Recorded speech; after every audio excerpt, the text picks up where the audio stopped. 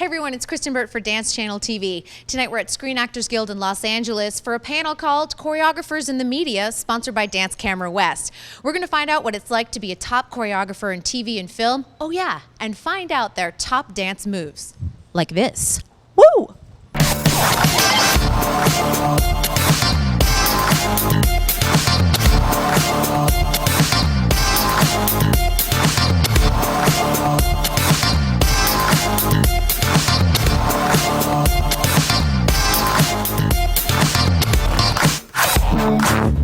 All right, Chuck, you're here tonight for the panel for choreographers in media. What's the importance of choreographers, especially in TV and film these days? I feel it's very important for us to be a part of the media as far as movies. I know that right now I'm on my 20th film. I thank God, I love it.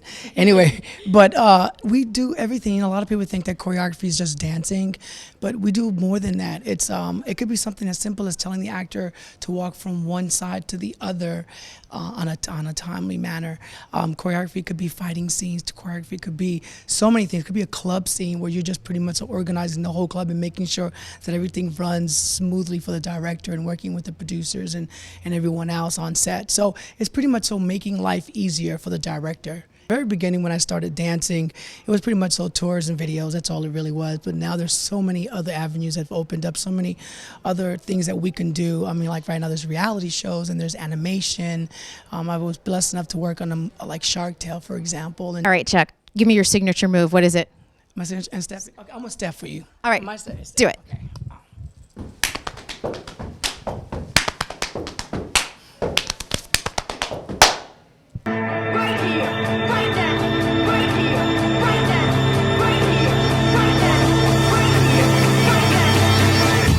What's up, everybody? My name is Chuck Maldonado, choreographer to the stars, and you are watching Dance Channel TV.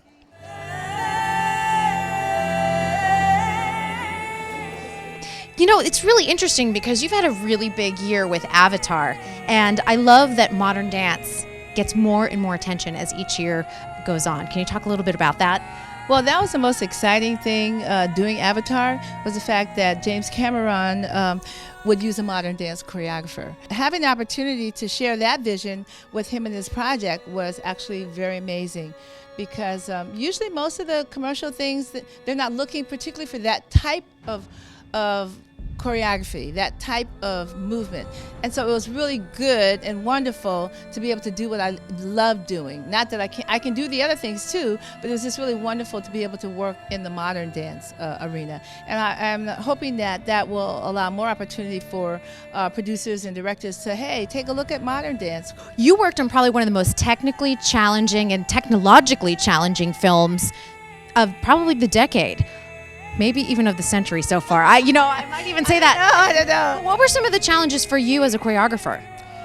Well, believe it or not, I think I created challenges for Jim and the equipment, because what happened was when we very first came in to start working with him, we had to put on our motion capturing outfits, and they had these little nodular things all over the body. But what happened was, in the early stages of the work, creating the work and just playing around with movement ideas, the computers would freeze. They would have to stop, and they would be stopping every 5 minutes. And so finally, I didn't understand why, because nobody was telling me why. And so we were sent away, and I thought, oh gosh, we lost the job. But then we got called back, and what he told us when he brought us back is that the movement that we were putting out, generating, the computers couldn't read it that fast. So what he actually did was reinvented his computer system to handle all of the movement that we were giving, because in his idea he wanted to feel each hand, each muscle fiber almost. So it just wasn't just moving from the wrist, it was everything that was happening with the hand that made the wrist move, and every vertebrae, how the creatures would move. So that was the challenging part, not really understanding For Mr. Cameron, not for you. Cameron, but not necessarily for us, because actually, I just did I created the ballets. I created about 5 or 6. They weren't able to use it all. But I didn't want to create 3 minutes of something, because to me, my art is just as important as telling the story. And so I created a beginning, middle, and end to every ballet that I created for him. And so my idea was, I know you're not going to use it all, but it's there. What is your signature move in dance? Can you give us one? I don't know. I don't have a signature move. Oh, I know you can do it. You have it in you. Oh, no, I really don't. My dancers could come and do a signature move because they all have different signature moves, I think. I don't really think I have a signature move. Did I stump you? Oh, you did. I really don't think I think I have several signature moves, but I wouldn't call any one of them a signature move. But if you ask them, they will all do a different signature move. A different Lula move. Right, a different Lula move. Because what they will say is that they've been Lulanized. So if they come to me, they haven't worked with me before and worked through all the different movement styles, because I try to blend and incorporate all the movement styles in my work. She just gave us a move. I just gave you a move.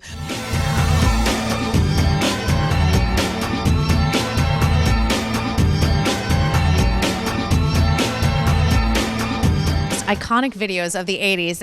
Between Thriller and Dancing on the Ceiling with Lionel Richie, I was like, I'm not sure which one I love better. They were both amazing experiences, and yeah, I used to call them pioneering videos, and now they really are seminal videos. So yeah, I'm honored that I was there.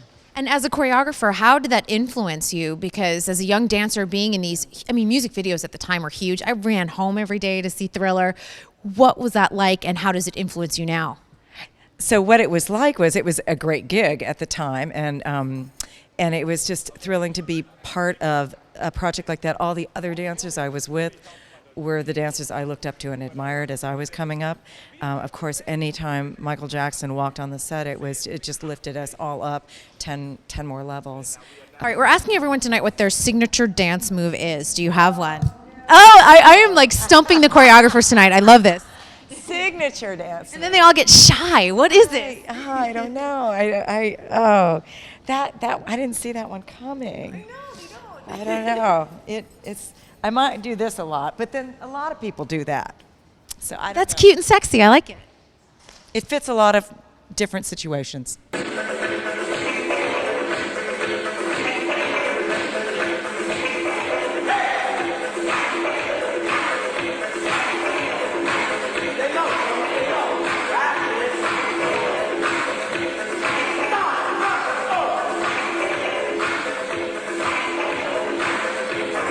You are one of the foremost historians on dance and film and choreography.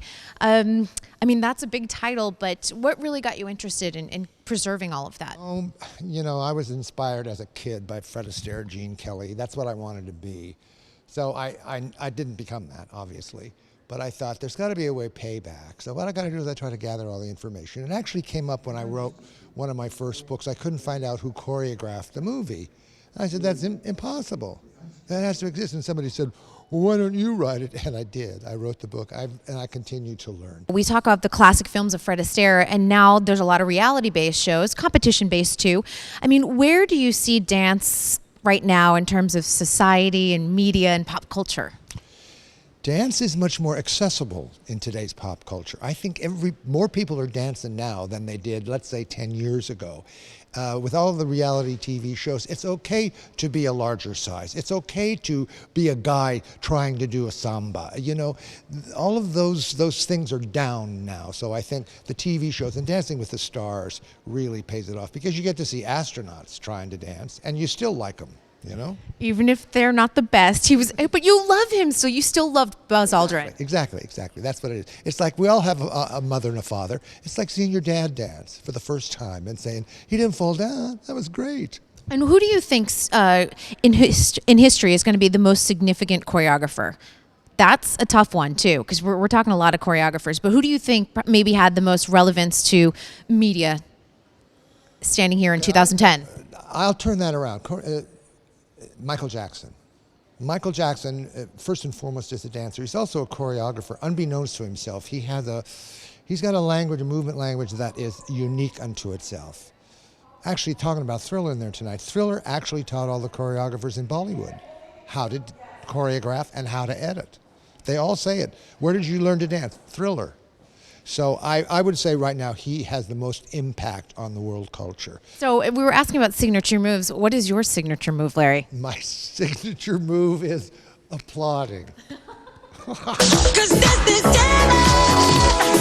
Daylight, night, and no one's gonna save you from